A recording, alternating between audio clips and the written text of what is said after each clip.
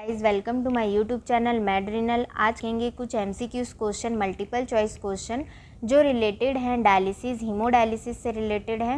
Haemodialysis क्या होता है इसके बारे में मैंने पहले के वीडियो में बताया हुआ है। जब हमारी दोनों किडनियाँ काम नहीं करती है तब हम हीमोडायलिसिस करते हैं।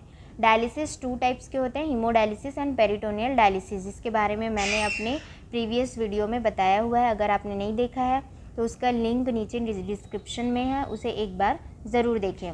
तो आज का सेशन स्टार्ट करते हैं। पहला क्वेश्चन है, what is the recommended treatment for the chest pain caused by MI during dialysis. ऐसा ट्रीटमेंट हम चेस्ट पेन में कौन सा ट्रीटमेंट यूज़ करेंगे अगर मायोकार्डियल इन्फेक्शन के कारण हो रहा है। पहला ऑप्शन है डायलिसिस कैथेटर रिमूवल करेंगे, second oxygen therapy, third immediate transfer to emergency department for the cardiac evolution and treatment, and fourth है fluid restriction. The right answer इसका होगा immediate transfer to emergency department for the cardiac evolution. Okay. Second, which of the following is the potential cause of chest pain during dialysis related to the patient respiratory system. क्या कारण के कारण chest pain होता है अगर respiratory system से related है during dialysis. First option pneumonia, second chronic obstructive pulmonary disease, third option है अस्थमा, ओके, फोर्थ है पल्मोनरी हाइपरटेंशन। इसका राइट आंसर होगा निमोनिया, नहीं हो सकता रेस्पिरेटरी सिस्टम। इसका राइट आंसर होगा क्रोनिक ऑब्स्ट्रक्टिव पल्मोनरी डिसीज, जिसे COPD भी बोला जाता है, इसका शॉर्ट फॉर्म है। Question number third, what is the recommended treatment for the chest pain caused by COPD chronic obstructive pulmonary disease during dialysis. First option dialysis catheter removal, okay, second administration of bronchodilator और corticosteroid, third option fluid restriction कर सकते हैं क्या, fourth option है oxygen की कौन सा treatment हम यूज़ करेंगे चेस्ट पेन के लिए अगर COPD के कारण हो रहा है, तो ब्रोंकोडायलेटर और corticosteroid. The answer number is B, okay. Dialysis catheter तो रिमूव नहीं करेंगे, है ना, फ्लूइड रिस्ट्रिक्शंस भी इससे कोई लेना देना नहीं है, ऑक्सीजन थेरेपी देने से कुछ होगा नहीं, ओके। तो राइट आंसर क्या है, एडमिनिस्ट्रेशन ऑफ ब्रोंकोडायलेटर और कॉर्टिकोस्टेरॉइड। नेक्स्ट क्वेश्चन हम देखते हैं fourth, what is the following is the common cause of air embolism in dialysis.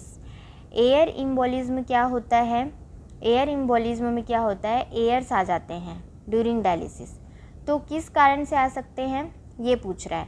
पहला है inadequate priming of the dialysis circuit, second high blood flow rate during dialysis, third use of large bore needles for dialysis access, या all of the above. Answer क्या होना चाहिए, देखो इनएडिक्वेट priming के कारण भी एयर इम्बोलिज्म हो सकता है, क्योंकि प्राइमिंग हम इसीलिए करते हैं ताकि पूरे जो एयर हैं वो रिमूव हो जाए। इनएडिक्वेट मतलब अच्छे से नहीं प्राइमिंग होगा तब भी एयर इम्बोलिज्म हो सकता है। Second, high blood flow rate अगर है तो भी हो सकता है। Third, use of large bore use कर रहे हैं डायलिसिस एसेस में तो उसमें से एयर जाने की चांसेस है जिससे एयर इम्बोलिज्म हो सकता है।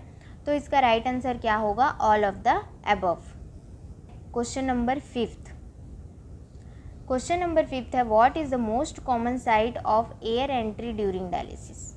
जैसे अभी मैंने बताया कि एयर आ सकता है ना, बट कौन से साइड से आ सकता है, तो डायलिसिस मशीन, ब्लड ट्यूबिंग, या थर्ड ऑप्शन है AVF आर्टेरियोवेनस फिस्टुला, ठीक है। उसके बाद फोर्थ ऑप्शन है हमारा वेनस कैथेटर, ठीक। तो इसका राइट आंसर क्या होगा, answer is the blood tubing. इसके ब्लड ट्यूबिंग के कारण ही क्या होता है, एयर एंट्री कर सकता है, मतलब कॉमन साइट है, क्योंकि ब्लड ट्यूबिंग से ही हम क्या करते हैं, डायलिसिस करते हैं।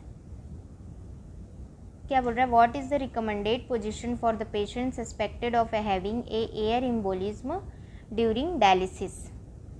कौन सा पोजीशन हम लेंगे अगर पेशेंट को एयर एम्बोलिज्म हो गया है ड्यूरिंग डायलिसिस। तो फर्स्ट ऑप्शन है सुपाइन पोजीशन, सेकंड है ट्रेंडल-लैंडबर्ग पोजीशन, ठीक है।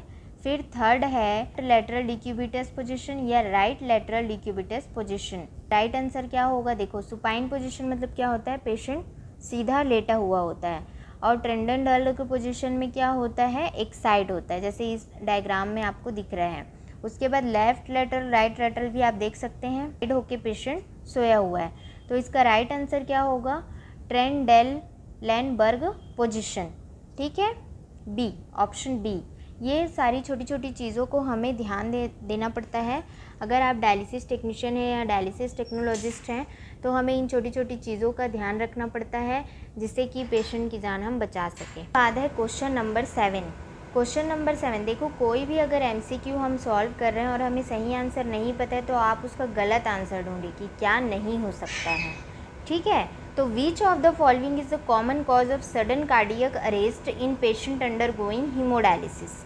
अब पहला ऑप्शन है हाइपरटेंशन, सेकेंड ऑप्शन है हाइपरकैलेमिया, थर्ड ऑप्शन है हाइपोग्लाइसेमिया, एंड फोर्थ ऑप्शन हमारा रहेगा नन ऑफ द एबव। ये देखो, हाइपरटेंशन के कारण सडन कार्डियक अरेस्ट नहीं हो सकता है, हाइपोग्लाइसेमिया के कारण भी सडन कार्डियक अरेस्ट नहीं हो सकता है।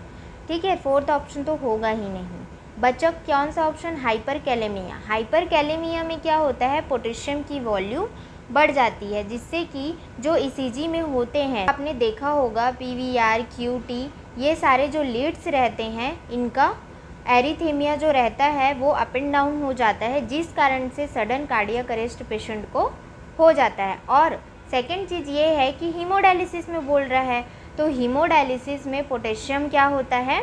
हाइपरकैलेमिया के चांसेस ज़्यादा रहते हैं। Okay, then question number 8, which of the following is the characteristic of CRT। जो CRT है मतलब कंटिन्यूअस रीनल रिप्लेसमेंट थेरेपी जिसको बोला जाता है, ये इस क्या इसके कैरेक्टर हैं, कब इसको करेंगे? पहला, primarily used for the patient with acute kidney failure. Second, use a large dialysis machine and dialyze blood intermittently. Third, typically performed for a several hours at a time, 3 times per week. Fourth, it is a not commonly used dialysis. ठीक है, तो इसका first option क्या बोल रहा है? Primarily used for the patient with acute kidney failure. तो हम CRT कब करेंगे? जब एक्यूट किडनी फेलियर रहेंगे पेशेंट का, तब हम इसको यूज़ कर सकते हैं। अब इसमें बाकी ऑप्शंस क्यों नहीं है? बी जो आप देख रहे हैं ऑप्शन, इसको देखिए, इस डायलिसिस मशीन यूज़ किया जाता है और डायलाइज ब्लड इंटरमिटेंटली, तो ये गलत है। थर्ड बोल रहा है typically performed for a several hours at a time 3 times per week, तो ये 3 टाइम्स पर वीक ऐसा नहीं होता है, ये 72 आवर्स तक कंटिन्यूस चलने वाली डायलिसिस होती है, उससे ज़्यादा भी चलती है। उसके बाद फोर्थ है it is not commonly used, तो इसका आंसर क्या होगा? फर्स्ट, एक्यूट किडनी फेलियर है तो भी हम CRT कर सकते हैं। Question number 10, which of the following is a common cause of vascular acid dysfunction in patient under going haemodialysis.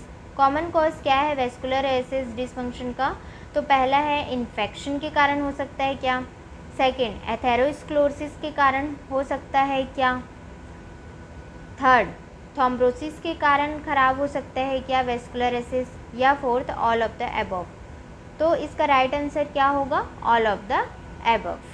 So thank you guys, अगर ये वीडियो आपको अच्छी लगी हो तो प्लीज़ इसे शेयर ज़रूर करें, एंड आगे भी ऐसे इन्फॉर्मेटिव वीडियो देखने के लिए मेरे चैनल को सब्सक्राइब करें एंड बेल आइकन को प्रेस करें। Thank you so much. Notes के लिए आप टेलीग्राम चैनल को ज्वाइन कर सकते हैं, उसका लिंक नीचे डिस्क्रिप्शन में दिया हुआ है। सो join us guys, thank you.